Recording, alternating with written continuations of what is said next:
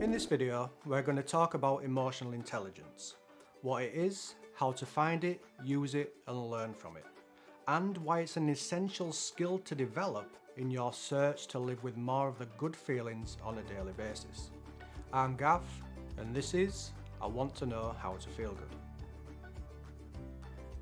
Since using your guidance feelings will be a new experience for you, let's recap on what we've learned so far.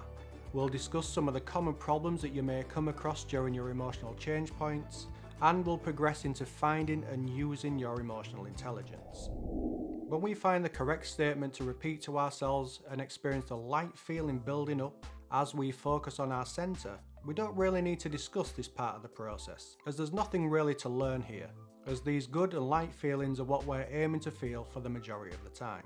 But when our good feelings begin to reduce and we start to feel the bad and heavy feelings take over due to repeating the same statement to ourselves, then this is where we are at an emotional change point. When you reach an emotional change point, you're basically starting again by guessing what you feel to turn the heavy and bad feeling into a light and good feeling.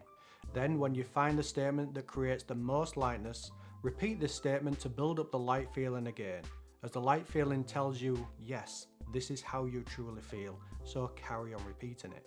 At each emotional change point, the bad and heavy feeling that you experience represents something specific, which, as we discussed in the previous Monday's video, will be either one of three things. It's either the intensity of the feeling has increased in the way that our guidance feelings recognize an increased intensity of our feelings. To test if this is the case, you need to say the feeling that you've been working with that created the lightness, but repeat I am instead of I feel before you say the feeling.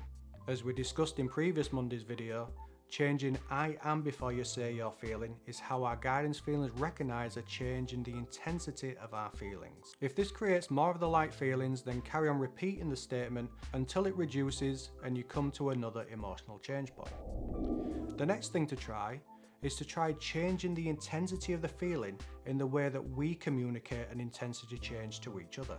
This is where you change I feel scared to I feel terrified, and changing I feel hurt to I feel bitter as examples. But this is where you might find a bit of a problem, as you may not yet know all of the possible feelings that your emotional tension and pain can represent. They say that there are around 30 emotions that we humans experience, which in itself is a lot to choose from. But the fact remains that the painful feelings you experience at each emotional change point will represent just one emotion. But which one?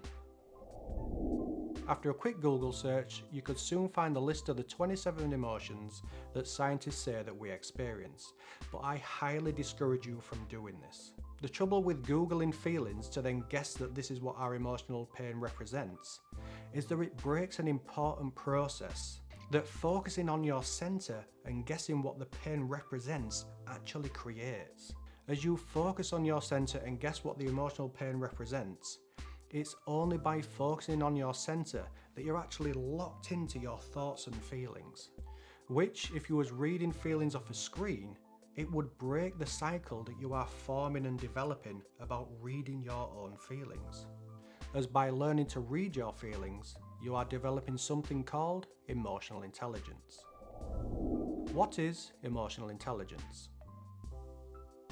Emotional intelligence is developing an ability to understand your feelings and emotions, to be able to discern between the different feelings that you experience, to be able to communicate and express your feelings, and to develop the ability to manage them by changing how you feel when you find yourself feeling bad.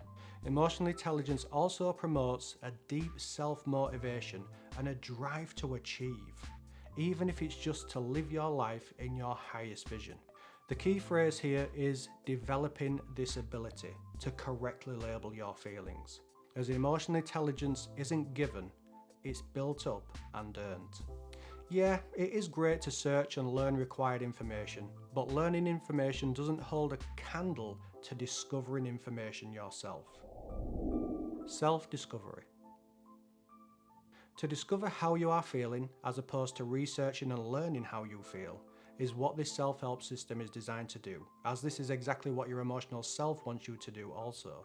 As I can still remember what the anxiety that I lived with for over 10 years represented, like it was yesterday, as I didn't learn what the painful feeling was by looking it up, but I discovered what my anxiety represented through trial and error, which also meant that I actually earned the good feelings and the great feelings that I experienced when I correctly labelled my anxiety. And since I didn't look up what anxiety actually is, the pride that I feel for the discovery that I made has stayed with me for the past 13 years. And the trouble with looking online is that there are so many theories what anxiety is, but I definitely know what mine represented. The importance of focusing on your centre. The reason why it's important to focus on our centre, the area 2 to 3 fingers below our solar plexus, when we apply this method of using our guidance feelings, is because in doing so, we will trigger our emotional self to start giving us the correct thoughts of what the pain we feel represents, each time we're at an emotional change point. When we begin to have an awareness that we're receiving thoughts in each emotional change point, then this is emotional intelligence at work. The thoughts you receive at this change point is your emotional self giving you the helping thought, which we spoke about in the blending method. But in the beginning, you will have to guess how you are feeling. As in the beginning, you have to show your emotional self that you're here to clear up your emotions and to feel good and to learn exactly what's going on within you. Not all thoughts are the same. Whenever you're at an emotional change point and you begin to receive thoughts of what your emotional pain represents, you only need to repeat the thought as a statement to see if it creates any light feelings within you. If it does create a light feeling, then carry on repeating it. But if it doesn't create a light feeling, or if it creates a bad and heavy feeling, then stay at this emotional change point and either guess how you feel or try another thought that comes to mind to repeat as a statement. The helping thought has its own unique signature. It's different to all of the other thoughts that you have. To me, it appeared much quieter than my usual thoughts.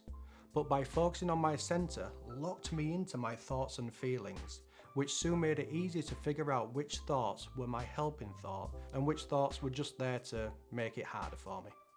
If you follow this way of working on yourself and not looking online for possible feelings to repeat to yourself, you will soon be able to tell which is the helping thought and which thoughts aren't there to help. And I understand that this may sound like it's a little bit above your head right now, but the next time you're having a session of using your guidance feelings, look out for the thoughts that comes to mind when you're at an emotional change point, and test them out by repeating each one that comes to mind to see if you can find the helping thought which will be the one that creates the light feeling, as this is how to build up and develop emotional intelligence. The third thing to try at an emotional change point was to discover why you feel a particular way. When you naturally begin to wonder why you feel a particular way, even though you don't experience the feelings that you're repeating to yourself, you just experience light feelings, then it's time to use this emotional change point to pin those feelings that you've been repeating to yourself to something or someone in your life. The process of pinning feelings to people or situations is exactly the same that you have been doing. Just focus on your centre, repeat whatever comes to mind or what you can think of, until you begin to experience the light feeling, and then carry on repeating the same statement in the same way, until you squeeze out all of the lightness that that statement creates. You know exactly what you have going on in your life, so this is where you can take the reins and try repeating the different scenarios that you have going on to see if you can find the right scenario that creates the light feeling.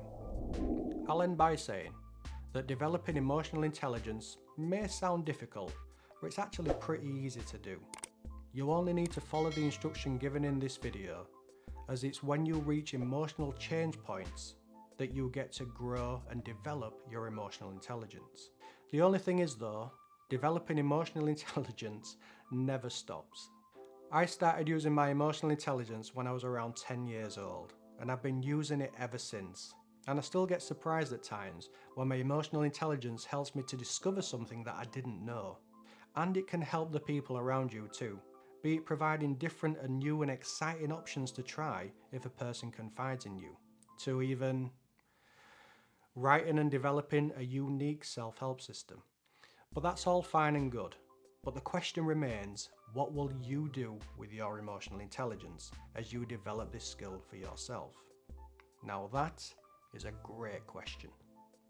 With that said, thank you so much for watching, and I'll see you in the next video.